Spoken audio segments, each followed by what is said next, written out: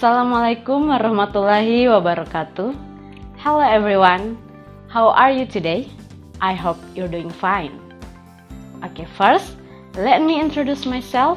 My name is Reskia Revalia Paputungan, and you can call me Ma'am Reskia. So today, I'm gonna teach you about recount text. Jadi hari ini kita akan mempelajari mengenai recount text. Sebelum masuk ke pembelajarannya, marilah kita lihat bersama kompetensi dasar dan tujuan pembelajarannya. Kompetensi dasarnya yaitu menangkap makna secara kontekstual terkait fungsi sosial, struktur teks, dan unsur kebahasaan teks recount terkait pengalaman pribadi di waktu lampau. Sedangkan tujuan pembelajarannya yaitu mengidentifikasi fungsi sosial dan unsur kebahasaan dengan memberi dan meminta informasi terkait pengalaman pribadi di waktu lampau. Oke, sekarang kita masuk ke materinya. Recount text. Recount text terdiri atas 3. Yang pertama, recount text based on your experience. Artinya, teks berdasarkan pengalaman pribadimu. Contoh, pengalaman pribadimu waktu ke pantai atau pengalaman pribadimu waktu mengunjungi rumah eyang di kampung halaman. Yang kedua, ada general structure, yaitu struktur dari teks tersebut. Yang pertama, A. Orientation, artinya pendahuluan, berisikan participants, orang-orang yang terlibat dalam cerita itu, time, kapan cerita itu terjadi, dan place, di mana cerita itu terjadi. Yang kedua ada events, artinya kejadian, story that happened in the past, cerita yang terjadi di masa lampau. Jadi, recount text ini adalah cerita yang sudah pernah terjadi di masa lampau, bukan cerita terjadi di masa kini, apalagi di masa mendatang. Yang ketiga ada reorientation, artinya penutup. Personal comment of the story, berisikan perasaan pribadimu mengenai cerita itu.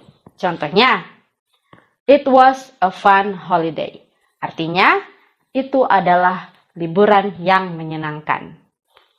Sekarang kita masuk ke bagian 3, yaitu language features, artinya segi bahasa.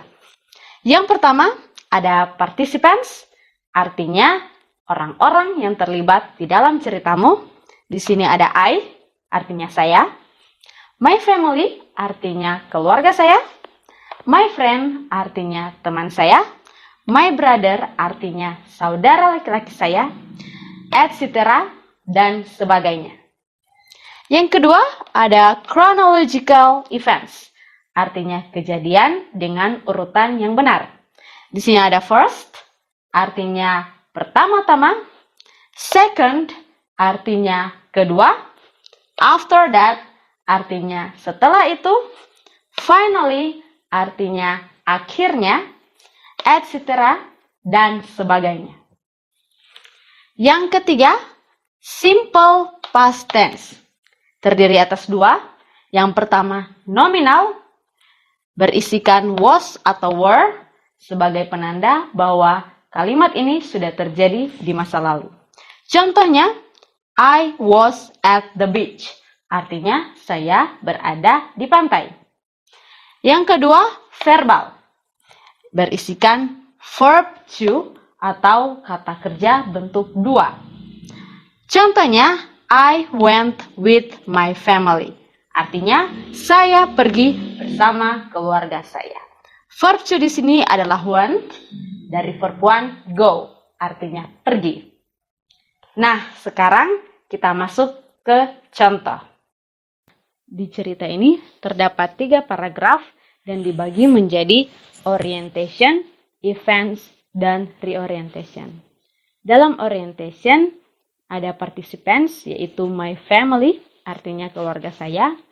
Lalu ada time, artinya kapan cerita ini terjadi, yaitu yesterday, artinya kemarin. Dan place, di mana cerita ini terjadi, yaitu at the zoo, artinya di kebun binatang. Yang kedua, events atau kejadian yang sudah terjadi di masa lampau, ditandai dengan penggunaan simple past tense, nominal, ada were, dan verbal menggunakan verb to. Kita bisa lihat di sini ada went, got, saw, fed, tired, dan had. Lalu terakhir ada reorientation atau perasaan pribadimu mengenai cerita ini. Di cerita ini perasaan pribadinya diceritakan, we were tired but we had so much fun. Artinya kami lelah tetapi bahagia karena kami bersenang-senang. Itulah perasaan pribadi dari penulis di cerita ini. Oke, sekarang semua sudah paham kan mengenai recount text?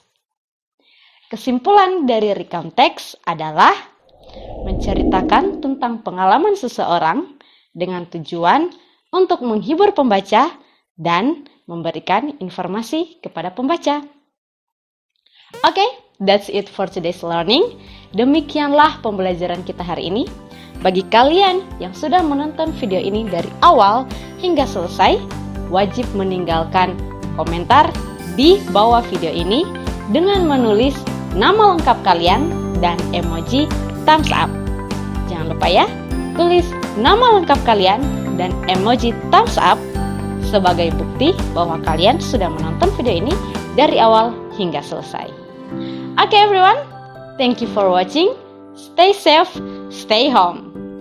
Assalamualaikum warahmatullahi wabarakatuh. See you and goodbye.